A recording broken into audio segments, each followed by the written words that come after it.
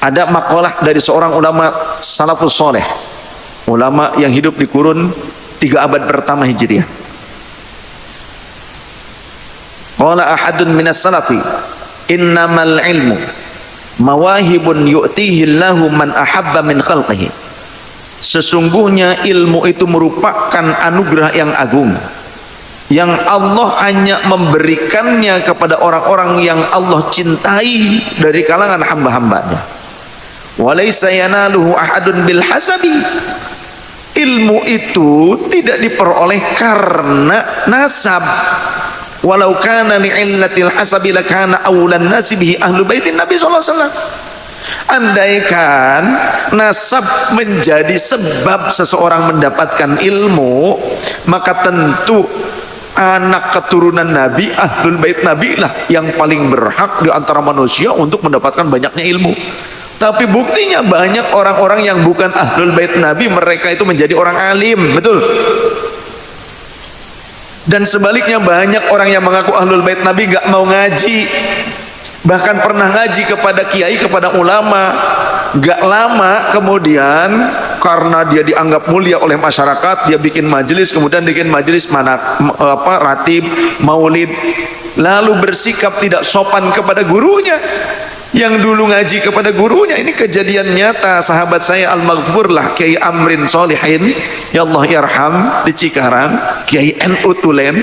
Ada orang mengaku keturunan Nabi pernah ngaji kepada beliau, kemudian bikin majelis karena masyarakat menghormati Nabi, sebagai dia sebagai mengaku orang yang mengaku sebagai keturunan Nabi, dihormati orang datang. Ketika sudah punya majelis sendiri, tidak punya rasa hormat kepada gurunya, kepada kiai, yang seolah mengharapkan kiainya lah yang cium tangan kepadanya. Sombong, sombong banget sih lu. Bisanya apa? Kalau punya keinginan, minta duit paksa kepada jamaahnya. Mas Fauzan MARC yang menjadi korbannya, ya Azmil MARC yang jadi korbannya, banyaklah kayaknya yang jadi korbannya. Makanya mereka sekarang ngaji ke saya, nggak ngaji lagi ke sana. Ya, kenapa? Karena menjadi korban pemerasan. Ada yang diminta, sekali minta 5 juta, kalau enggak marah, ente kualat, nggak dapat syafaat ente. Ya Allah, Kiai Amrin rumahnya didatengin, Kiai Amrinnya masih di luar, hadir pengajian saya. Orang ada yang datang di rumah, ketika pergi dompet hilang, ponsel hilang, kitab Kiai Amrin juga dibawain. Ya Allah, makanya nak, ini kitab-kitab saya tolong dijaga ya. Kalau ada orang-orang mau ngambil kan, bagaimana? Lelepkan bae ka dia tah. Kolam direncah bae ngarah jadi makanan iwak bae lah. Tuman. Jangan takut ya. Wali Songo itu ahlul bait Nabi, dan Wali Songo punya anak, punya keturunan, anak laki-laki ya ada. Kalau ada orang berkata, tapi RA tidak mencatat mereka, RA itu baru dibentuk oleh pemerintah Hindia Belanda, VOC, pemerintah kolonial Belanda tahun 1928. Ya, RA itu baru dibentuk, baru ada, disahkan, ditandatangani oleh pemerintah Hindia Belanda. Sebentar, saya lupa nama ini ada nih. Ya. RA Rabithah Alawiyah adalah satu organisasi massa, ormas Islam.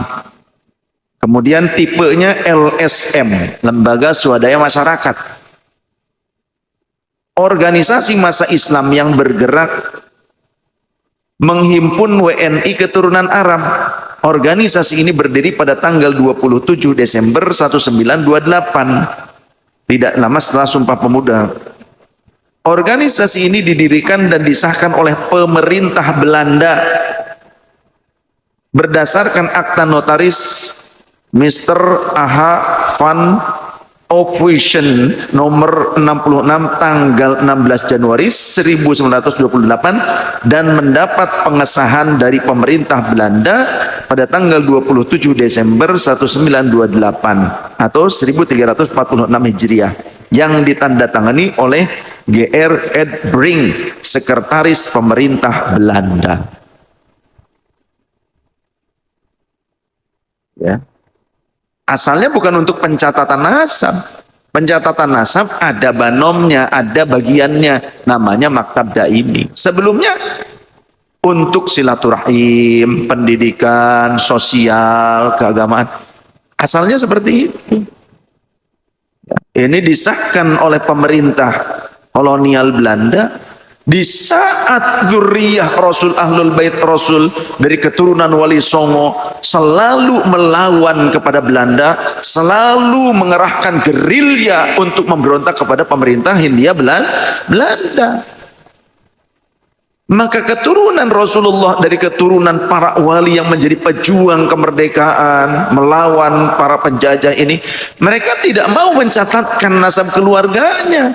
Karena apa? Kalau dicatatkan ketahuan di mana keluarganya, kalaupun orangnya tidak dapat, keluarganya yang ditawan dan dihabisi. Maka dulu para pejuang dari keturunan Rasulullah, dari keturunan Wali Songo, banyak di antara mereka selalu berpindah-pindah tempat dan keluarganya, anaknya sudah dititipkan kepada loyalis-loyalisnya. Sehingga kalau ada para penjajah ataupun penjajah itu, Belanda itu kecil, negara kecil. Orang Belanda yang didatangkan ke Indonesia itu sedikit. Lantas kenapa begitu lamanya? Karena sing akeh londo ireng. Karena sing akeh londo ireng. Londo ireng. Yang banyak itu pengkhianatnya. Orang Belandanya masih sedikit. Yang asli orang Belandanya sedikit. Yang banyak kenapa kuat kolonial itu, kenapa? Karena banyak pengkhianat bangsa yang rela mengorbankan anak bangsa sendiri yang menjadi pejuang untuk kemerdekaan. Sadar ya, yang menjadi antek-antek itu enak saja, nyaman, dibuatkan doktrin lain sebagainya. Mereka juga membuat doktrin-doktrin, fatwa-fatwa untuk menyerang para gerilyawan, para pejuang Ahlul Bait Rasul yang menjadi pejuang. Terus makanya berpindah tempat, ya berpindah nama. Anak-anaknya kan jadi titip-titipkan. Tidak maulah dicatatkan ya keluarganya oleh Belanda, tidak mau. Mereka punya lembaga pencatat sendiri, punya ahli-ahli nasabnya sendiri.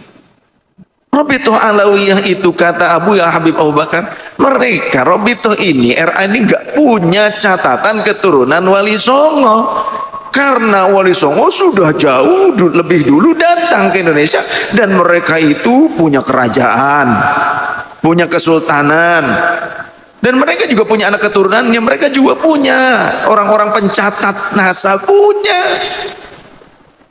Jadi kalau ada orang sekarang ya dengan songong dan sombongnya mengatakan RA adalah lembaga pencatat nasab Ahlul Bait Nabi sedunia, jadi siapapun dimanapun di dunia Ahlul Bait Nabi ini dicatat di RA, dan jika tidak dicatat di RA, jika tidak dilegalkan, tidak diithbat oleh RA, maka berarti itu palsu atau bukan Ahlul Bait, tidak sah pengakuannya. Terlalu songong, terlalu berlebihan, terlalu sombong ya, padu nyocot. Yang diithbat oleh RA saja banyak, yang tidak diithbat di Yaman banyak. Jadi terlalu gegabah kalau orang berkata bahwa yang tidak diithbat oleh RA berarti tidak sah menjadi Ahlul. Ya Allah, berarti yang di Maroko, di Mekah, di Madinah, ya, di Irak, di luar negeri, di mancanegara yang tidak diithbat oleh RA kemudian itu menjadi palsu begitu? RA ini tahun 1928, kesultanan-kesultanan jauh sebelum itu Mereka sudah rapih pencatatannya. Bahkan manuskrip-manuskrip kuno itu sampai ada adat di mana membukanya itu hanya setahun sekali. Manuskrip-manuskrip buku-buku catatan itu, nasab apa, sejarah, ya, adat istiadat yang ditulis sejak zaman dulu dari abad 17 Masehi, 16 Masehi, bahkan dari abad 14, abad 14, abad 15, abad 16 Masehi tercatat rapi. Dibukanya hanya boleh setahun sekali, bulan Maulud saja. Itu pun ada di beberapa kesultanan, di beberapa daerah yang melihatnya harus malam hari, dan tidak boleh pakai lampu yang terang, harus pakai lampu ceplik. Harus ada tawassul dulu, sedekah dulu. Saking apa? Saking berharga dan terjaganya manuskrip tersebut supaya tidak ada pemalsuan.